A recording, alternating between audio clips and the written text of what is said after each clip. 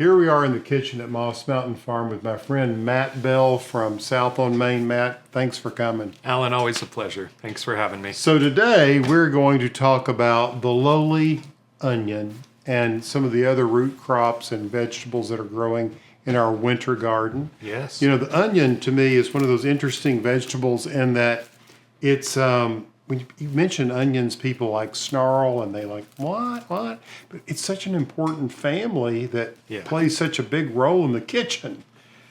I find it to be somehow, for such a simple thing, a very divisive subject. Yeah, there are staunch onion supporters and also people that just hate them. I know. I don't understand people that don't love onion rings. They're like my ultimate weakness, even above chocolate. Really? Yeah, I love onion rings. Yeah, that's funny. Well, I thought today what might be really great here at the farm was just to talk about some of the onions that we grow here and derivatives of onions. There's so many of them. Of course, you have the sort of classic yellow onion, and I know you have some really cool tips about how to cook those, and we'll get to those a little later. But I think that just going through and talking about onions from the wild to the most, I guess, hybridized, which would be the sort of classic white, yellow, red onion that you find in the produce department might be kind of a fun thing to talk about. Absolutely. You know, when we were out earlier, and here it is, it's a very cold, it's still winter, but the beauty of the garden is that at least in zone 8 here, there are a lot of things that we can grow. I mean, we've got some turnips here in the kitchen, we've got some kale, but more importantly, we've got various forms of the garlic family or the onion family. Yeah. So right here, this is these wild onions that we picked, or pulled, I should say, and they're the bane of a lot of people who love their yards, who love turf. I'm going to give you a couple of those to taste. I was chewing on some of these earlier this morning, and you know, they're really strong. Yeah. But I've cooked with these. I know you have Absolutely. too. Yeah. Yeah, we talked about a wild onion soup and how, you know, I think what's really cool about that is that really speaks to kind of the history in the lower Ozarks here. Right. Because, you know, right where the farm falls, we're just falling out of the Ozarks. We are, around the foothills. Yeah, this wild onion is a staple of that cuisine back before grocery stores. And I just love that story. And I would say anyone can find them in their yard. Yeah, you certainly can. A lot of folks ask, how do I get rid of wild onions in my garden? For me, I love a very diverse lawn, so I'm not looking to get rid of them, although, you know, the daffodil patch that we have might be better without all these wild onions growing up in them. But there really aren't a lot of good ways to get rid of onions if they're in your lawn, other than digging them up and eating them. That's one way to do it organically.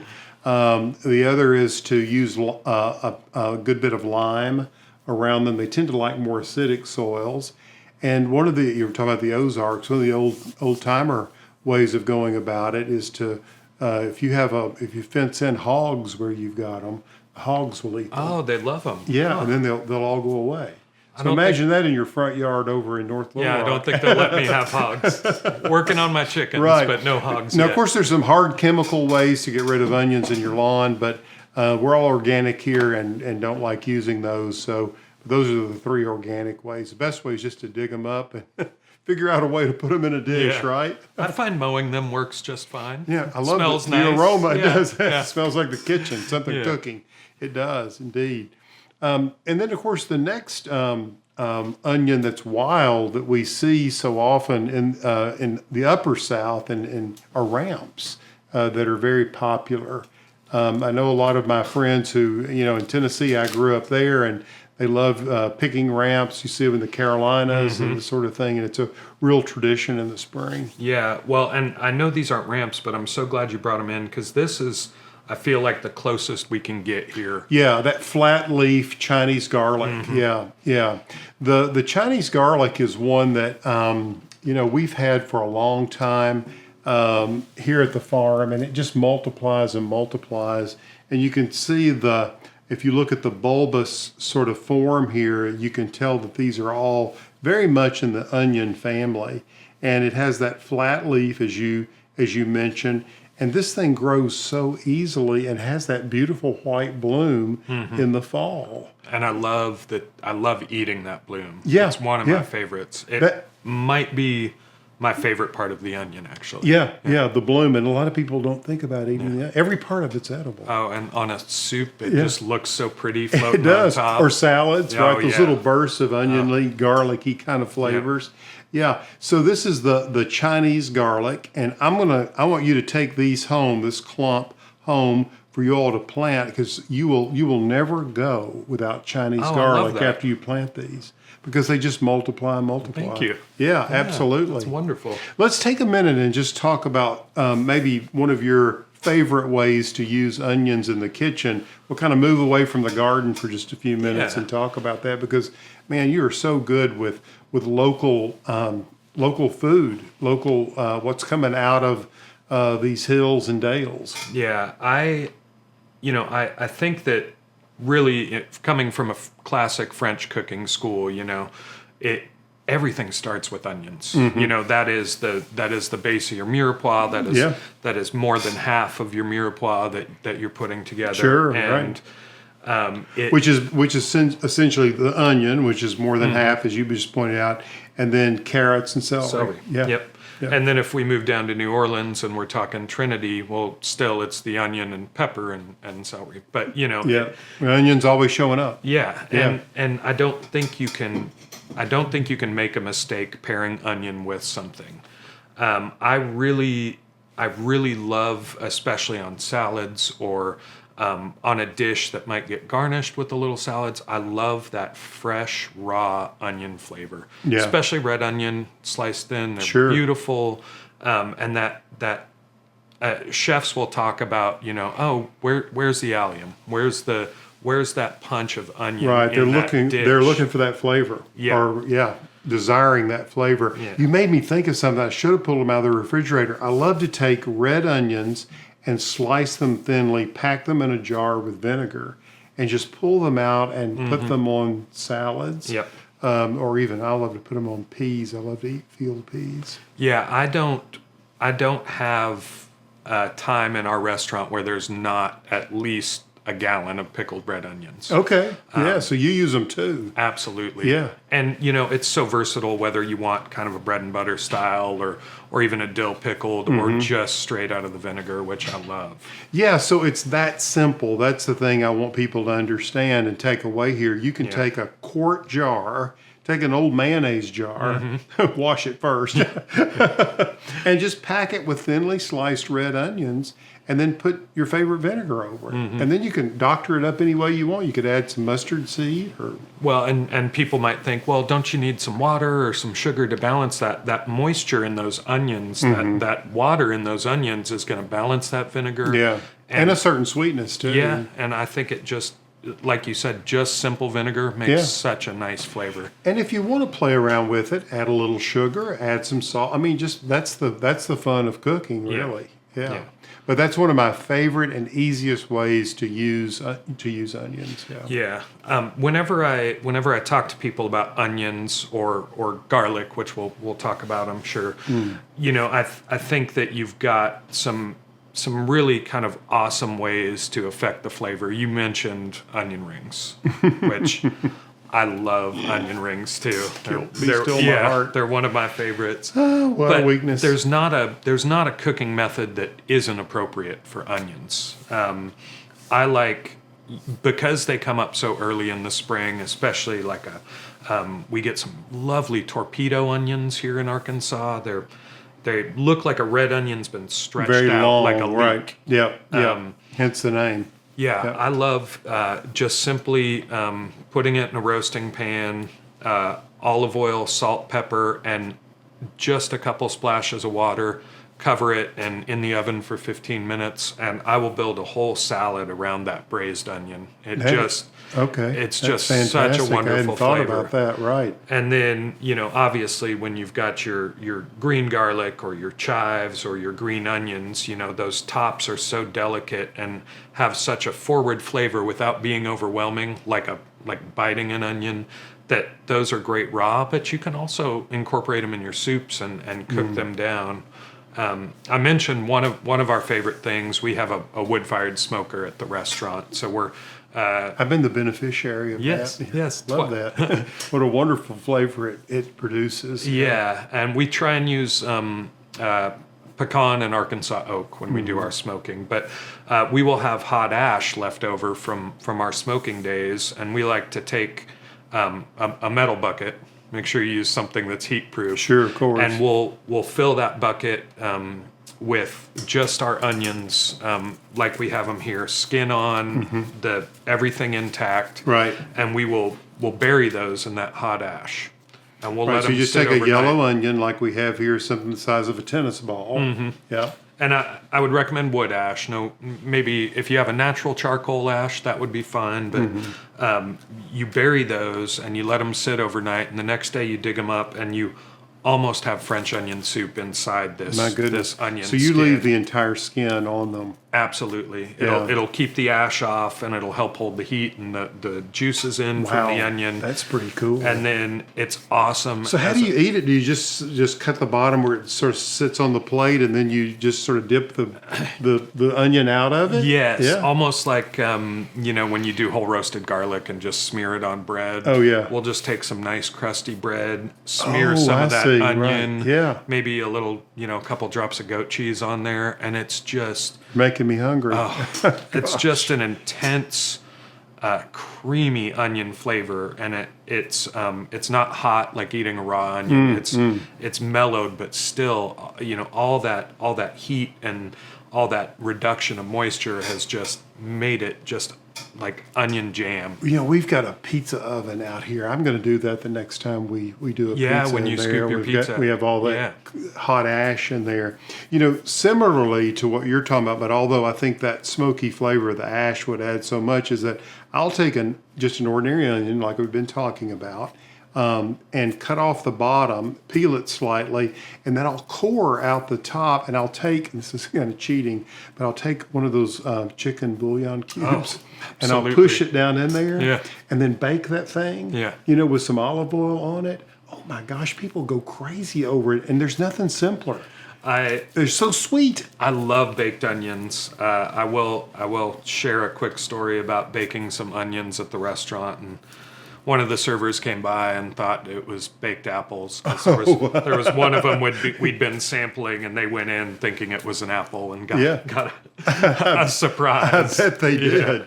But you can do very simple things like that with just that little bit of bouillon in there. You could use a classic beef bouillon, and you almost have onion soup. You really do, and I just love that in such a family with such a wide variety of really flavors. Even though you can identify onions and alliums, you'll sense them, but you've got such a diverse palette to work with. You really do. Now, this big bundle here, this is a bundle. I want you to take this home. You and Amy can get these planted. This is what I call a multiplying onion.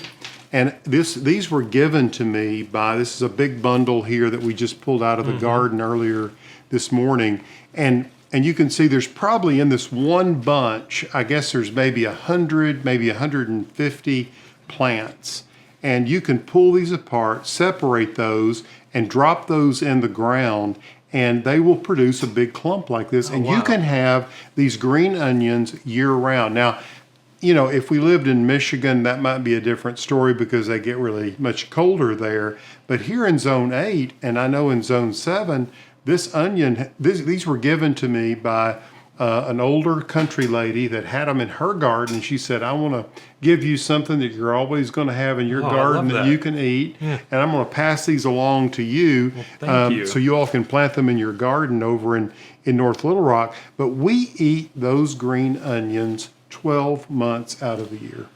even with our colder winter this year, we've had a couple, reasonably hard freezes. We have. And it did affect some of our outdoor cabbages and stuff. But Well, that's why I brought some of this kale in. You can see there's a little bit of winter burn on here, but that's not going to keep me from eating it. It just, knocked a little bit of the color off. And then we brought in these beautiful purple top turnips. Even though it did get cold, the greens still look pretty good on them. I would eat those greens for sure. Yeah, absolutely, man. Yeah. With the onion, Yeah. lightly sautéed. I've just been, we have some more conventional green onions, and they have been in a planter box, and they have produced all year. Right.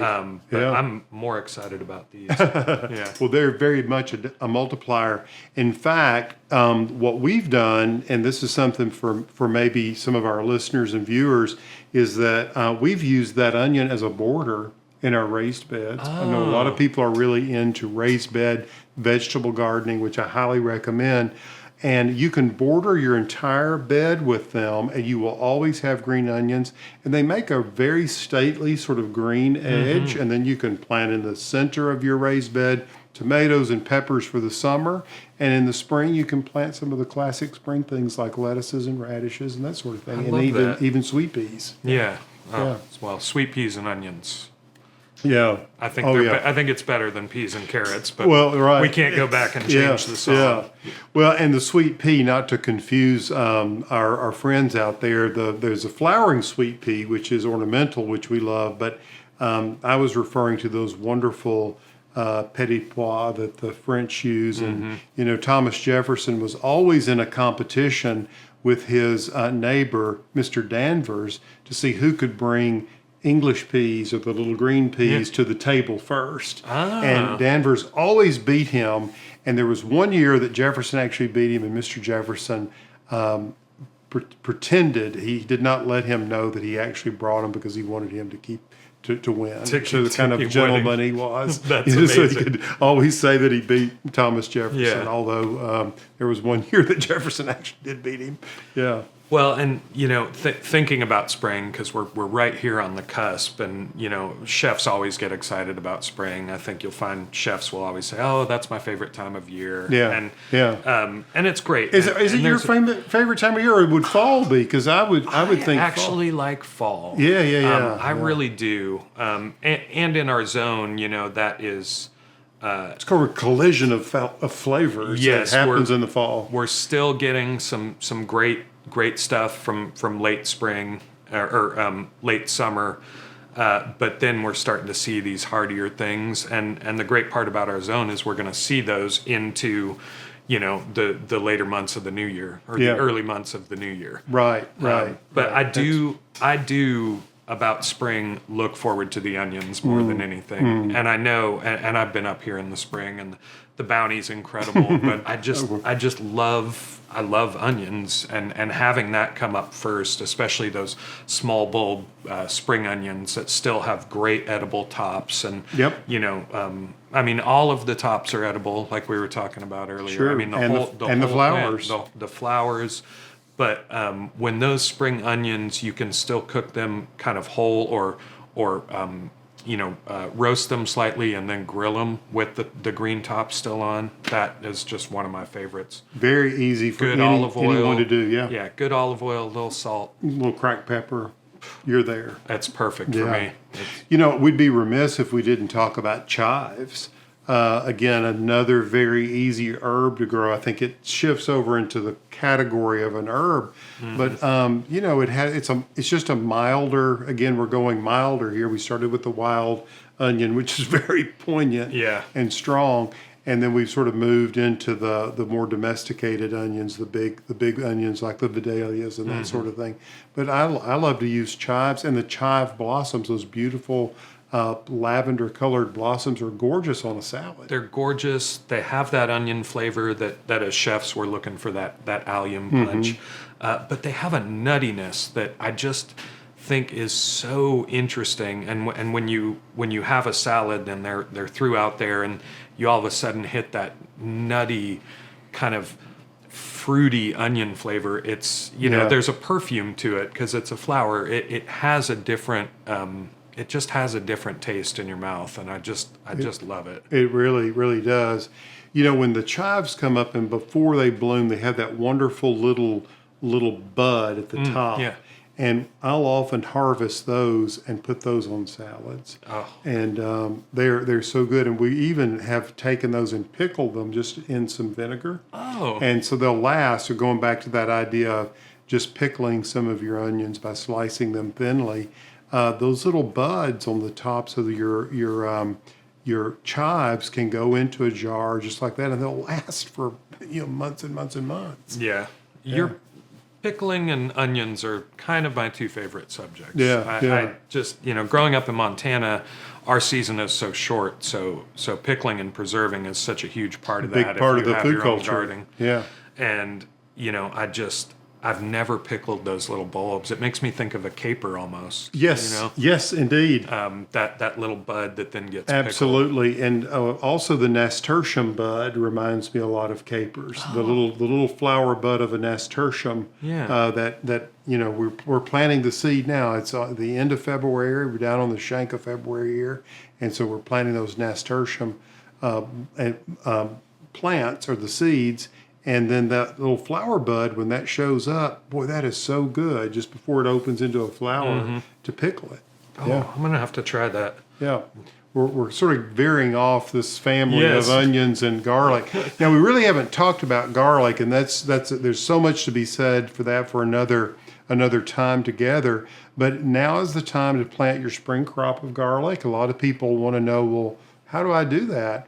You can just take an ordinary clove of garlic that you pick up at the grocery store and just take it and knock those little cloves off and plant those about 2 inches deep in the garden. They come up, and I like to use the garlic greens in cooking, just garlic greens. And then in the fall, we also plant garlic. It'll be harvested in May, and we'll dry the garlic and then, of course, save the cloves.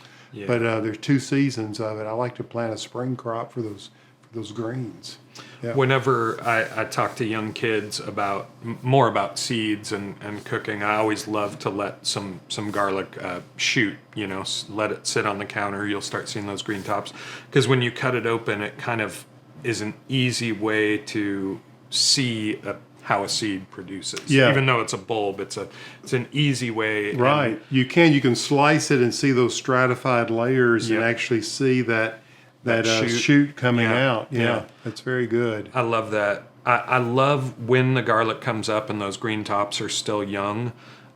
Just a simple, I would call it a French vinaigrette. So, whatever your vinegar of choice is, Dijon mustard, and good olive oil. And when I build that in the blender, I'll put the green garlic tops in there, and you have this vibrant, beautiful garlic vinaigrette. And the flavor's still delicate, but it's just one of my favorite things to use, because it's just so bright green, and the color sets really well, and the flavor is spring. I'm going to try that this year. That's a great idea. Yeah, I was cooking with a cousin several years ago, and we had some garlic here that had stretched, and it had that little shoot coming out of the top of it.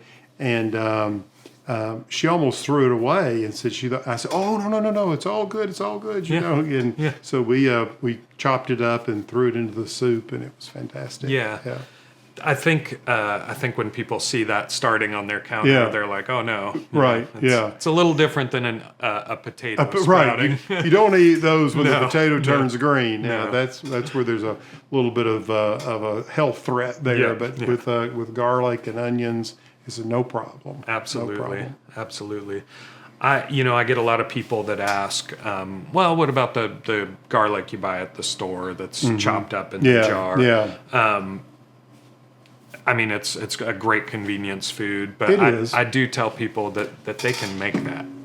They can make that, and it'll be good in their fridge for a week or two. And all they need to do is make sure that there's enough oil to cover the garlic, just to keep the air off it, and you'll be good. And so I try and get people to take that next step to making their own convenience foods, and garlic paste or garlic puree with some oil over it is a great way to start.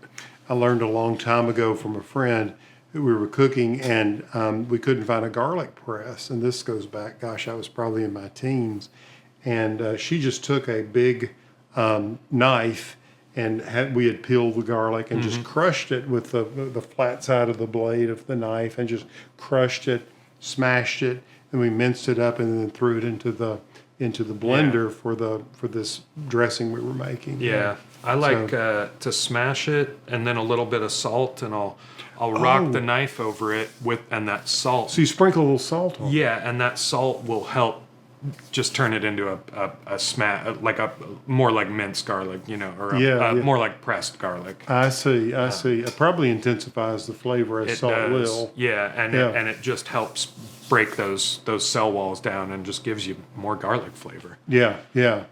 Well, this is the time of year for folks to, if they've got a small garden plot, they want to add they can buy onion sets and get those planted. You can even grow many of these members of the onion family from seed. I know the Chinese garlic chive does very well, is grown from seed and from little plants. And, just by getting those in the ground now, as we mentioned with this multiplying onion, you'll have onions for here on out. For years. Yeah, absolutely. Do you always plant your bulb vegetables like you would your flowering bulbs? Is that Well, we can here in Zone 8. That's not a bad time. The fall flowering bulbs for spring bloom, like tulips, daffodils, hyacinths, that sort of thing. You could do. That's when we plant our garlic, and you can transplant a lot of these onions, the ones I just mentioned, the Chinese garlic chive and the green onion. We can transplant those really virtually anytime. And then during the spring, if you're wanting to grow a true sort of classic onion, a hybrid onion, the key there is to plant those onion sets and then pull the soil away from them as they begin to make that. Once they start making that little bulb, that onion that you can see, you want to pull the soil around, and that will cause that to make a much bigger, vegetable. Oh, instead of kind of forcing it down. Yeah, you don't want it soil. buried. You want to pull the soil around where that root base, that basal point where we have the little roots coming out. You want that to just sit kind of right on top of the ground. And as soon as those green onion tops begin to fall, that's the time to pull them and dry them. Otherwise, they'll rot in the garden. Yeah. Wonderful. Very good. Hey, man, it's great having you back out here at Always Moss Mountain pleasure. Farm, and keep up the good work at South on Main. It's always a delight. Well, thank you. I love being up here, and let's talk about pickling onions next time. Hey, I want you to take some of this home with you. Thank you so much. You bet. Anytime. Hey, if you like this video, comment below and subscribe to my channel.